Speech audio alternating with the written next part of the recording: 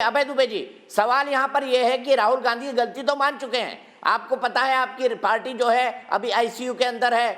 आपको कई तरह के medical support system, political support system और वोटर सपोर्ट सिस्टम सबकी जरूरत लगने वाली है। जब एक विषय छोड़ दिया है तो गांधी परिवार माफी मांग ले इमरजेंसी के लिए और मामले का हमेशा के लिए पटाक्षेप कर दे। माफी मांगने से इतनी हिचक क्यों? क्योंकि हमारे यहाँ तो कहावत है ना, क्षमा बड़न का काम है, छोटन को उपदेश।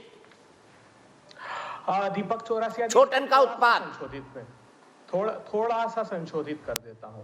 देश की अर्थव्यवस्था वेंटिलेटर पर है, बेरोजगारी से युवा त्राहिमाम कर रहा है, किसान सड़कों पर है, जार जार है, सारे उद्योग तार तार हैं। मैं तत्पर और तैयार हूं दीपक चौरसिया जी देश से क्षमा मांगने को, लेकिन डिबेट का आधा हिस्सा नहीं, पूरा होना चाहिए। राहुल गांधी जी ने कहा है, सत्य कहा है, अघोषित आपातकाल है। और ये राहुल गांधी जी पहले व्यक्ति नहीं है। केशु भाई पटेल ने सबसे पहले मोदी जी के लिए कहा। लाल कृष्ण आडवाणी जी से जब प्रश्न पूछा गया तो उन्होंने कहा, नीतीश कुमार ने कहा, केसी त्यागी ने कहा। एक लंबी फहरिस्त है।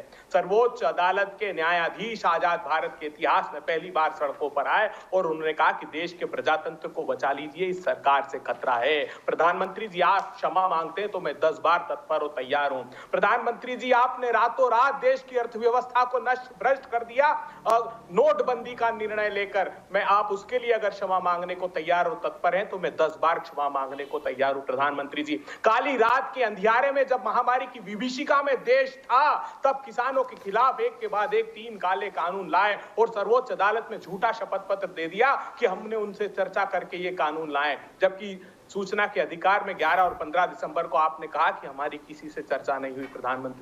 प्रधानमंत्री जी, मजदूरों के खिलाफ भी आप कानून लाए। आपने सिर्फ 4 घंटे का समय लॉकडाउन में देश के लाखों मजदूरों को दिया और फॉल्कन 2000 जैसी फ्लाइट से सुपर रिच फैमिलीज को विदेशों से बुला करके एयर स्पेस बंद किया। इस कृत्य के लिए आप क्षमा मांगने को तैयार हैं तो मैं 10 बार तत्पर और तैयार हूं। प्रधानमंत्री जी, जो पत्रकारों ने आपको दिशा दिखाने की कोशिश की, चाहे वो सुरेश बादू हो, चाहे वो धनंजय सिंह हो, चाहे वो मनदीप पुनिया हो, चाहे प्रशांत कनौजिया हो, चाहे राजदीप सरदेसाई हो, मृणाल पांडे हो, एक लंबी फेहरिस्त है, उनको आपने एफआईआर की या जेल के दरवाजे दिखाने की कोशिश की। इसके लिए अगर आप क्षमा मांगते हैं तो मैं भी तत्पर और तैयार हूं। सर, आपकी तकरीर अच्छी है, लेकिन मेरा सवाल ऐसा कुछ नहीं है। आप मूल मुद्दे पर एक शब्द भी नहीं बोल रहे हैं।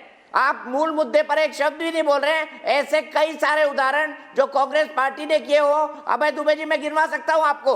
ये जो छोटे छोटे उदाहरण आप दे रहे हैं ना, ऐसे हजारों उदाहरण गिनवा सकता हूं। इसका मतलब आप क्षमा नहीं मांगेंगे? चौरसिया जी, 14 करोड़ किसानों की आजीविका, ये छोटा विषय, परिवार 14 करोड़, आप जानते हैं क्या क्या मूल्यांकन है इसका? सर, 14 करोड़ किसान कहीं सड़क पर नहीं है। अगर 14 करोड़ किसान सड़क पर होता, अभय दुबे जी सुनिए, तो ये पूरा का पूरा देश स्तब्ध हो जाता, खड़ा हो जाता उस जगह पर। अगर 14 करोड़ किसान होता वहां पर। 14 करोड़ किसान कहां है? कुछ हजारों दिखाई देते हैं सिर्फ। बहुत अच्छा प्रश्न आपने किया। उनकी आजीविका को रोंद दिया। अब चलाइए ना ट्रेन, देखिए किसान कैसे तत्पर और तैयार। और मैं विश्वास दिलाता हूं आपको, राष्ट्रीय स्वयंसेवक संघ खुद मजदूरों के लिए आंदोलन करने। सर, उन्होंने अपने खेतों को रौंदा और मुश्किल से गिने चुने 10-50 लोग होंगे जिन्होंने अपने खेतों को रौंदा होगा।